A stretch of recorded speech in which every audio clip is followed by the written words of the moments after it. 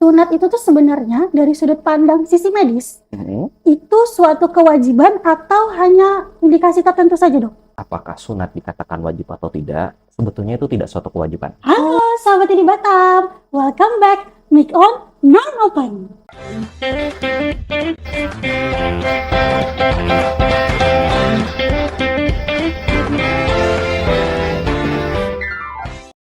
Assalamualaikum warahmatullahi wabarakatuh. Salam sejahtera untuk kita semua. Saya Dr. Prima Suci Anggraini, PJ Podcast di Cabang Batam periode 2025-2028.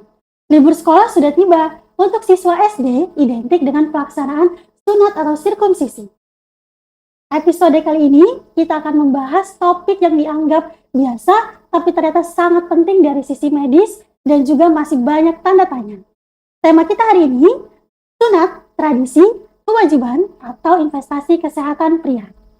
Banyak orang masih menganggap sunat hanya sebatas tradisi atau kewajiban agama. Tapi bagaimana sebenarnya sudut pandang medis atau dari sisi seorang urologis yang tentunya sudah expert banget di bidangnya.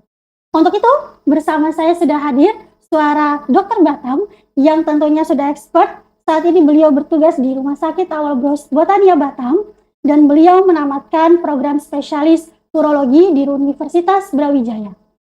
Dan langsung saja kita sapa beliau, Dr. Hikmat Satria, spesialis urologi FICS. Halo Dok. Halo Dokter Vicky. Welcome to Mic on Mind Open Dok. Terima kasih. Terima kasih juga sudah meluangkan waktunya di sini. Sama-sama. Jadi di sini kita akan mengupas tuntas tentang sirkumsisi atau sunat itu apa Dok. Oke, baik. Jadi akan banyak pertanyaan nanti di belakang yang akan saya tanyakan ke dokter. Semoga bisa menambah wawasan para pendengar kita nantinya. Nah, kita mulai nih Dok ya. Pertanyaan pertama yang masih agak ringan. Nah, seringkali itu muncul di masyarakat Dok. Sunat itu tuh sebenarnya dari sudut pandang sisi medis. Itu suatu kewajiban atau hanya indikasi tertentu saja Dok? Oke, baik. Dari medis ya? Ya, dari Jadi, sisi medis. kalau dari sisi medis, apakah sunat dikatakan wajib atau tidak? Sebetulnya itu tidak suatu kewajiban. Oh, Tapi apakah sunat itu lebih baik atau tidak? Nah, kita lihat dari sisi medis, kalau orang dengan sunat, Ya. cenderungnya dia akan lebih bersih. Kenapa? Karena pada saat orang belum sunat, itu kan masih ada ujung kemaluan yang kita bilang kuluk, ya.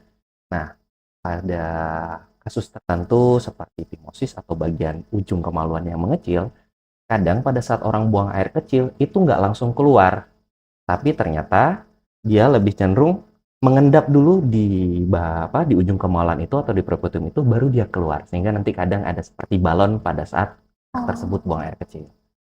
Dan ini kalau berlangsung lama, resiko untuk meningkatkan infeksi saluran kemih, seperti itu Dok.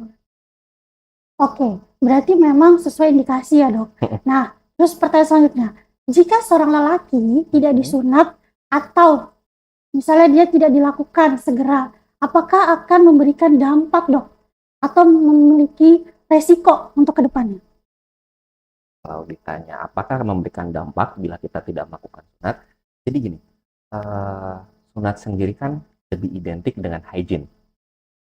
Kalau dalam sejarahnya dulu, sunat itu pertama kali ditemukan itu di Mesir, di mana tujuannya hanya untuk sebagai penanda laki-laki dewasa.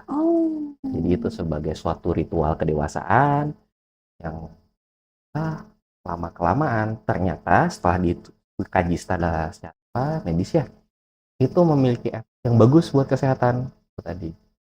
Jadi kalau apakah nanti orang sunat dan tidak sunat memiliki efek jangka panjang tertentu, jawabannya sebetulnya sama saja, tapi bila orang tersebut rutin melakukan atau menjaga kebersihan dari kemaluannya sendiri. Baik, berarti kalau Suci sedikit agak simpulkan, berarti sebenarnya bukan suatu kewajiban. Bukan. Tapi jika dikerjakan lebih bermanfaat gitu ya Dok ya. Lebih bagus. Nah, sekarang nih dokter sebagai urolog Dok, sering nggak sih Dok menjumpai masalah-masalah kesehatan di reproduksi pria, dan tentunya ini tuh berdampak sebenarnya dari tidak dilakukannya sunat atau sirkumsisi? Oke, kayaknya baru sekitar 1 bulan terakhir ini deh, saya mengalami kasus seorang laki-laki dewasa ya, datang dengan keluhan sulit buang air kecil. Usia mungkin sekitar 50 tahunan ya gitu. kalau kita menganggapnya biasanya kalau urolog, oh prostat nih permasalahannya. ya. Ternyata setelah ditilik, kita lakukan pemeriksaan, ternyata orangnya belum sunat. Oh. Yang jadi masalah adalah ternyata dia mengalami infeksi pada ujung kulit kemaluannya. Oh. Atau kadang disebut dengan balanitis, seperti itu ya. Jadi apa? Ketika pipis dia nggak bisa keluar karena bengkak. Karena dia belum Numpuk disunat, di situ ya, malah Dok, ya? jadi seperti mencekik. Seperti itu, hingga orangnya tidak bisa buang air kecil. Nah, itu terjadi karena disebabkan oleh infeksi yang disebabkan mungkin hygiene-nya agak kurang, atau kebetulan dia mengalami iritasi dan lain-lain seperti itu. Sehingga mau nggak mau untuk tata laksana saat itu adalah ya dipasang kateter. Dan saya menyarankan mau nggak mau kita sunat. Oh. Karena kenapa? Dengan sunat, next-nya ke depannya itu bisa mencegah hal-hal seperti ini terjadi. Oke. Jadi kalau ditanya sering, lumayan banyak. Lumayan banyak Lumayan kasusnya, banyak Dok, ya. kasusnya. Berarti memang benar bahwasanya tuh sunat itu bagian investasi kesehatan jangka panjang buat pria ya, Dok? Ya, benar. Betul, karena memang case-case yang muncul jika tidak dilakukan sunat itu justru malah bukan saat ini, tapi ke depannya nanti, Benar. gitu ya, Dok. Nah, sekarang, Dok, kalau misalnya nih, katanya kalau dilakukan sirkumsisi atau sunat untuk resiko infeksi seksual, menular seksual atau resiko infeksi saluran kemih itu akan menurun, Dok? Oke. Benar, ini jawaban yang agak sulit dan sedikit menjebak sebetulnya. Jadi kenapa? Nanti berarti kalau disunat, orangnya akan aman-aman aja. Enggak. Jadi jawabannya enggak sama sekali. Kalau ditanya mencegah, benar. Mencegah, kenapa mencegah? Balik lagi, hygiene. Kebersihannya, Dok, Hygiene-nya ya. lebih bagus dibanding dengan yang tidak sunat. Seperti itu. Tapi apakah dampaknya akan sama sekali menyebabkan orang tersebut kebal? Jawabannya tidak. Tetap tidak. Tetap tidak ya, Tetap Dok. tidak. Karena sebenarnya balik lagi ke higienitas seseorang ya, Dok. Nah, selanjutnya, Dok, pertanyaan yang sering banget bikin dilema nih, Dok, ya.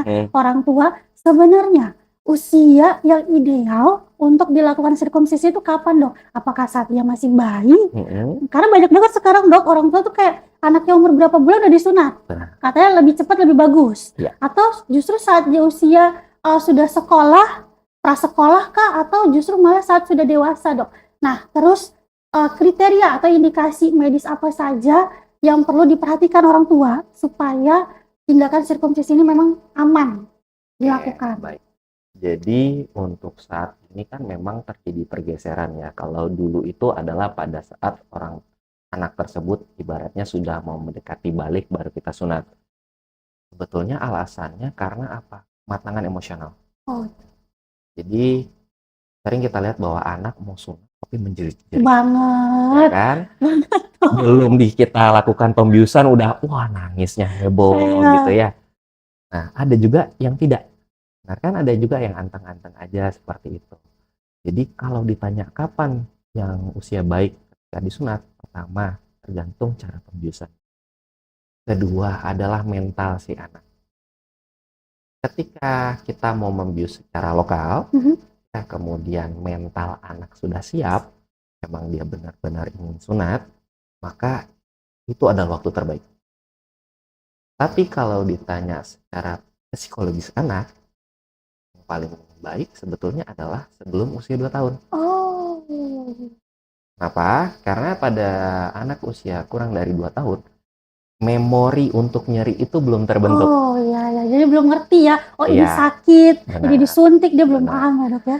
Karena nggak jarang kalau orang dulu kan sering kita bikin, wah nanti kamu disunat. Itu kadang memberikan efek traumatis sendiri pada anak. Nah, sedangkan kalau anak di bawah 2 tahun, itu belum ada tuh persepsi itu. Namun, kita balik lagi permasalahan cara pembiusannya yang berbeda. Kalau pada anak kurang dari 2 tahun, mau nggak mau kita harus bius secara total. Jadi total ditidurkan ya. Gitu. Efeknya apa? Kalau anak kurang dari 2 tahun dan sudah kita sunat, proses penyembuhannya lebih cepat. Rata-rata kurang dari 3 hari dia sudah kering. Terus kedua, karena memori nyerinya ini tidak ada, jadi jangan heran habis sunat, efek bius habis mungkin 6 atau 8 jam kemudian, kalau bagi yang anaknya udah bisa jalan, dia akan pergi aja jalan-jalan seperti biasa. Fine aja, kayak nggak ada kejadian ya, Dok, ya? Seperti itu aja bedanya. Oke, berarti kalau ditanya dari sisi usia, lebih baik sebelum usia 2 tahun ya, Dok, Benar. ya, supaya tidak ada efek traumatis. Mm-mm. Nah, kemudian jika orang tua sering biasa kan, aduh kasihan anaknya ditunda-tunda nih Mm-mm. sirkumsisinya atau sunatnya. Nah, sudah dilakukan pada saat usia dewasa, Dok. Itu ada perbedaan nggak sih, Dok? Atau ada dari segi hasil kah, kualitas, ada yang membedakan nggak sih, Dok? Kalau dari hasil akhir tidak ada. Oh, Sebetulnya sama. hampir sama semua. Ya, cuman yang nanti berbeda adalah lama penyembuhannya. Ibaratnya yang tadi kurang dari 2 tahun rata-rata 3 hari 3 sudah hari kering. kan? Kalau misalnya agak dewasa sedikit mungkin bisa 3 hari lewat. Terus dari bentuk pun tidak ada perbedaan sama sekali. Oke. Kadang gini, Dok, ada yang bilang, kalau terlalu cepat gitu kan, nanti tuh dia nggak bisa panjang lagi, Dok, katanya Oke. gitu. Ya, Bener nggak sih itu, berarti Dok? ini hubungnya sekarang menjadi panjangnya ya. Iya. Oke. Karena katanya kalau terlalu dini kan nanti kulitnya dibuang banyak, nanti dia nggak bisa elastis, katanya gitu, Dok. Baik. Bener nggak itu, Dok? Oke. Jadi kalau ditanya untuk elastisitas, percaya nggak percaya kulit kita itu elastis. Semakin semakin lama dia tentu akan melar gitu. Nggak mungkin kulit kita tidak melar ya. Jadi kalau ditanya elastis, dia tidak ada hubungannya. Terus kalau masalah panjang, nah panjang itu tidak berpengaruh terhadap sunat maupun tidak disunat. Nggak ada penelitian khusus kan bahwa habis sunat dia akan lebih panjang atau kalau nggak disunat dia akan lebih panjang, nggak ada. Ya, terus yang yang membedakan kenapa seseorang bisa panjang sama enggak, sebetulnya itu ke genetik. Jadi pengaruh genetik, hormonal, kecukupan gizi itu yang mempengaruhi panjang tidaknya orang. Dan kalau berharap misalnya nanti nggak disunat sama seperti orang Eropa ya gitu atau orang Amerika atau orang Afrika, nggak bisa, itu genetik soalnya. Memang genetiknya mereka ya, Dok. Seperti itu. Terus kita berbicara tentang mitos atau fakta nih, Dok. Nah, katanya kalau misalnya habis disunat itu tidak boleh makan telur, nanti gatel, atau tidak boleh makan kecap, nanti jadi bekasnya menghitam. Nah, itu benarkah, mitos kah, atau fakta tuh, Dok? Itu mitos. Oh, itu mitos. Kenapa saya bilang mitos? Karena gini, mungkin kenapa sih orang tersebut dilarang makan telur, ya ternyata mungkin orang tersebut alergi dengan telur. Gitu. Sehingga akhirnya proses penyembuhannya jadi lebih lama, infeksi dan lain-lain kan. Kalau misalnya ternyata orangnya alergi makan udang, ya tentu kita jangan ngasih makan udang dong, kan seperti itu. Jadi nggak ada hubungan. Bahkan kalau misalnya luka, kalau kita makan makanan yang konsumsi tinggi protein, itu akan mempercepat penyembuhan. Recovery time-nya lebih singkat ya, Dok ya? Dan putih telur itu proteinnya banyak, bagus buat penyembuhan. Cuman kalau dia alergi, masih banyak pilihan lain nih sahabat ini. Jadi kalau misalnya telurnya alergi masih bisa pakai ikan gabus ya, Dok ya. Itu juga bagus untuk pemulihan luka. Nah, jadi nih, Dok, balik lagi mitos atau fakta. Katanya ketika kita sunat di usia yang sudah terlalu dewasa, itu resikonya akan lebih besar. Benar nggak sih, Dok? Resiko sunatnya? Iya. Oke. Kalau resiko sunat sepertinya ini berhubungan dengan pembuluh darah. Pembuluh darah. Nah, kenapa? Ada anak-anak dan dewasa tentu pembuluh darahnya sudah berbeda ukurannya, ya. Ya nanti kalau dewasa sunat, proses penyunatannya tentu akan lebih menantang bagi yang akan melakukan ya sebagai operator yang akan melakukan sunat tersebut. Kenapa? Pembuluh darahnya besar-besar. Resiko perdarahannya pun lebih tinggi. Seperti itu. Tapi kalau ditanya apakah bahaya lain tertentu khusus, tidak ada. Lebih cenderung ke situ saja masalah. Lebih ke resiko saat pengerjaan ya, Dok ya. Benar. Karena dari segi pembuluh darahnya yang sudah melebar, terus alirannya lebih deras juga, dari situ yang berpengaruh ya, Dok. Tapi kalau untuk resiko setelah penyunatan nggak ada ya, Dok ya. Cuma resiko saat pengerjaan. Nah, ini juga pertanyaan yang sering banget menggelitik, Dok, ketika kita mau melakukan sirkumsisi atau sunat kepada si calon yang kita akan kerjakan. Katanya, Dok, kalau disunat itu dia akan mempengaruhi sensitivitas terhadap seksualitas, Dok. Benar nggak sih, Dok, itu? Baik, jadi kalau kita lihat memang pada ujung kulit kemaluan pun memiliki sistem saraf tertentu, ya. Kemudian pada gland penis atau kepala penis pun memiliki sensitivitas karakter itu. Namun, berdasarkan penelitian ternyata tidak ada hubungan, tidak ada pengaruh. Karena kenapa? Pada saat sensitivitas itu tidak hanya masalah putium yang disunat atau tidak, tapi suasana dan lain-lain pun banyak faktor pendukung lainnya. Jadi, tidak ada hubungan langsung sama saja. Jadi, kalau misalnya tanya sunat dan nggak sunat, aman aja sih. Sama aja ya dok ya. Nah baik, nah kalau dari segi pengerjaan nih dok, semakin majunya zaman, tentunya semakin beragam nih dok. Tindakan sirkumsisi atau sunat itu ada yang dari konvensional sampai yang ke modern yang model klep dan segala macam. Nah itu pasti juga mempunyai tips and tricks masing-masing ya dok ya. Nah kalau dari segi keamanan nih dok, yang paling aman, yang paling penting diperhatikan oleh keluarga dan calon yang disunat itu apa sih dok agar minim komplikasi? Baik, oke. Pertama, kalau dari keluarganya sendiri memang mau nggak mau harus mengetahui atau menanyakan mungkin ya ke dokter kapan sih suatu tindakan yang dilakukan nanti kita harus berjaga-jaga seperti itu ya. Misal ternyata kalau nanti habis sunat bagian ini menggelembung besar sampai tidak bisa pipis. Nah, itu yang harus diinfokan atau dicari tahu oleh keluarga ya. Terus kalau dalam hal memilih kapan kita memilih sunat konvensional atau menggunakan laser atau menggunakan ring, sebetulnya ketiganya untuk saat ini dalam status aman-aman saja dilakukan. Namun balik lagi, pemilihan operator atau pemilihan dokter itu yang penting. Terus kedua adalah kita melihat kondisi si anak. Karena ada beberapa kasus yang tidak bisa dikerjakan dengan menggunakan ring atau menggunakan kauter. Harus dilakukan secara konvensional. Misalnya seperti apa? Ternyata anak tersebut memiliki kelainan bentuk bawaan seperti hipospadi. Itu sama sekali nggak boleh disunat. Itu harus ke dokter spesialis urologi karena kita butuh untuk melakukan rekonstruksi. Dieksplorasi ya jadi Iya, benar. Karena nanti bagian yang bahkan kalau misalnya orang bilang kulupnya itu sebetulnya itu adalah dorsal hood, istilah medisnya. Itu nanti akan kita bikin untuk menjadi saluran yang hilang pada hipospadi sehingga tidak boleh disunat sama sekali.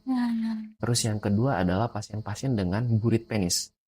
Burit penis itu adalah suatu kelainan di mana ada jeratan pada penisnya sehingga dia tidak bisa muncul keluar.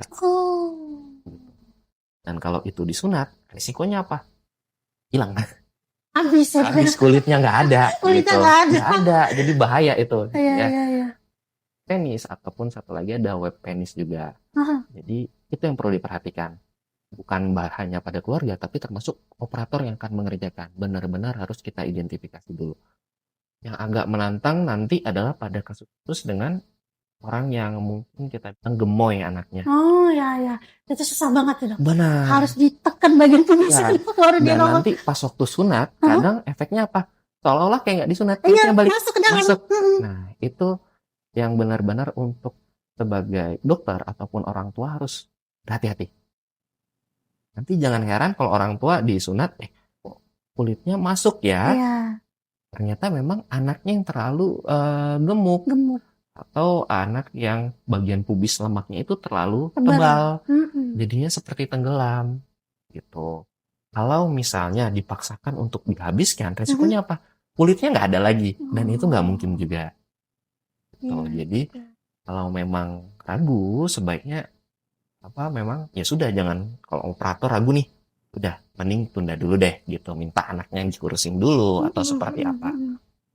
Terus lain-lain apa ya, kalau yang diperhatikan lagi adalah misalnya gini, ada beberapa kasus di ring clamp, ternyata mungkin anaknya agak lasak atau seperti apa sehingga ringnya itu longgar, itu pun bisa terjadi. Itu harus diperhatikan juga, karena kalau bedanya konvensional kan dia dijahit selesai.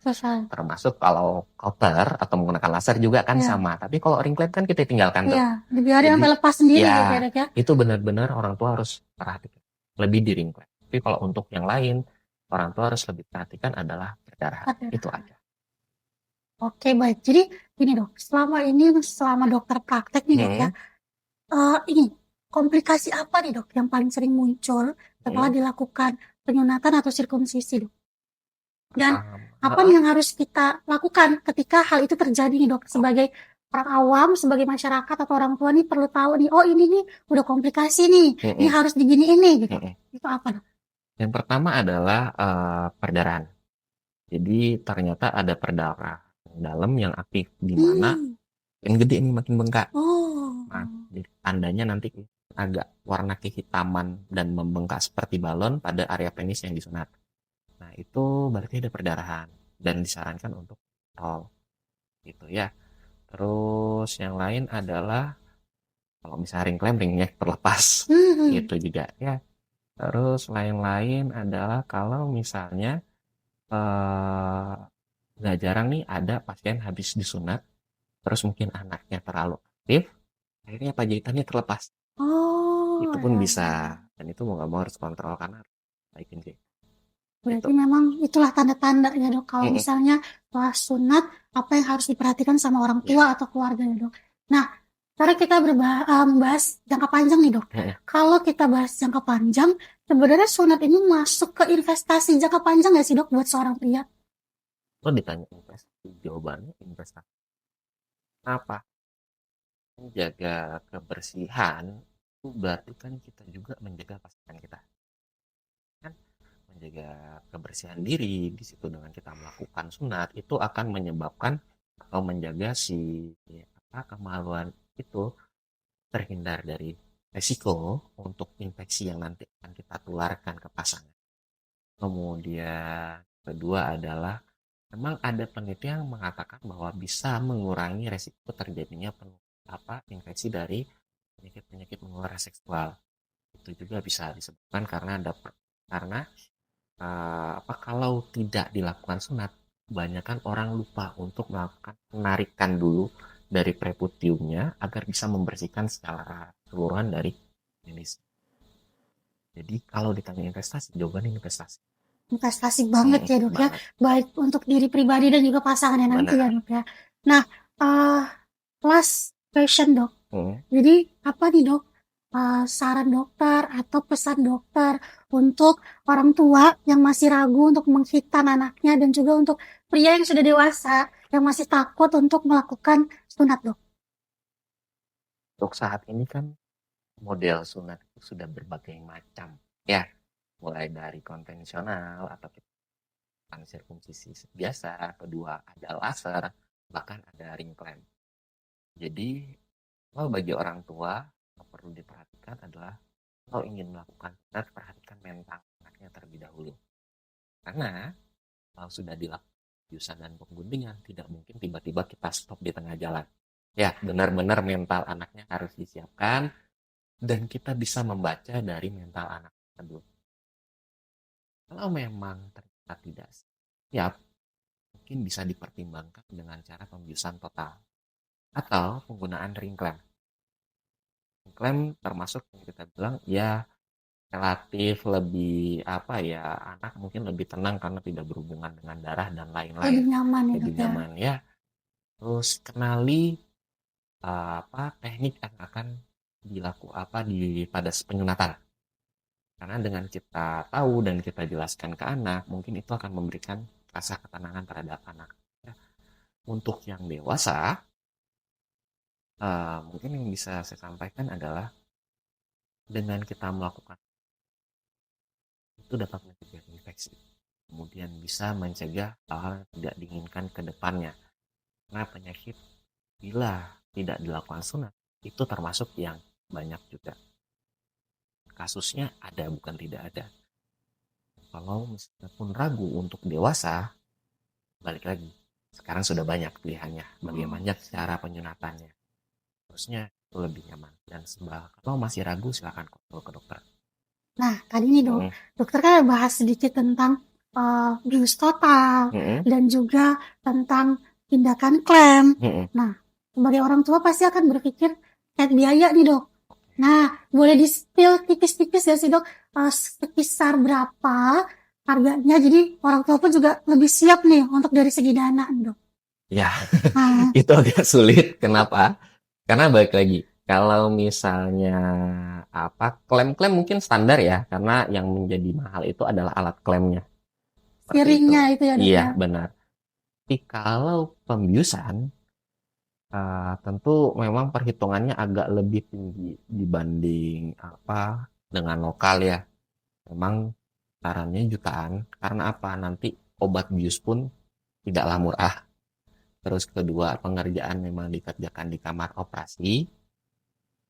Dan harga, balik lagi, kadang setiap rumah sakit itu beda-beda. Tapi setahu saya, sekarang itu sudah banyak paketannya, dan ranknya itu di antara 5 sampai 10 gitu. Cuman ya tentu dengan fasilitas yang ada di setiap rumah-rumah. Oh, Gunakan itu. Oke, karena memang ini kan, Dok, sunat ini kan tidak di cover sama BPJS, Ya, Dok, benar. alias berbayar, tidak gratis. Jadi tidak memang gratis. itu juga harus kita sampaikan ke sahabat di Batam supaya punya gambaran nih, Dok, Iya. ke depannya jika ingin memilih yang lebih praktis, nyaman, tentu ada harga yang harus dibayar. Benar. Gitu, Dok. Nah, baik, Dok. Terima kasih banyak atas ilmu dan sharingnya pada hari ini. Terima kasih juga sudah meluangkan waktunya. Semoga dengan apa yang dokter sampaikan memberikan wawasan dan ilmu yang bermanfaat untuk sahabat di Batam. Dan juga yang masih ragu, masih takut, yang sudah punya indikasi wajib segera disunat tuh udah nggak worry lagi. Gitu. Untuk sahabat di Batam, jangan lupa di like, komen, dan subscribe, dan juga di share ke keluarganya. Nanti kalau ada pertanyaan yang mau ditanyakan, boleh di chat di kolom komentar, nanti akan ada dijawab langsung nih sama Dokter Satria nantinya. Jadi, untuk penutup nih, Dok, jadi kita itu ada tagline. Tagline kita tuh salam ngobrol sehat, hidup hebat. Nah, jadi nanti ada gerakannya, Dok. Salam ngobrol sehat, hidup hebat. Oke, nanti kita bareng-bareng ya, Dok, ya. Baik. Nah, kita hitung ya, Dok. 3, 2, 1. Salam ngobrol sehat, hidup hebat. Oke, baik. Sampai jumpa di sesi berikutnya, di episode berikutnya. Tentunya tidak kalah menarik topik-topik yang akan kita bahas nanti. Saya Dokter Suci dan Suara Dokter Batam. Saya Dr. Hikmat Satria, spesialis urologi. Pamit undur diri. Mohon maaf jika ada salah dan kekurangan dalam penyampaian. Wabillahi taufiq wal hidayah. Wassalamualaikum warahmatullahi wabarakatuh. Mikon, Mainopan.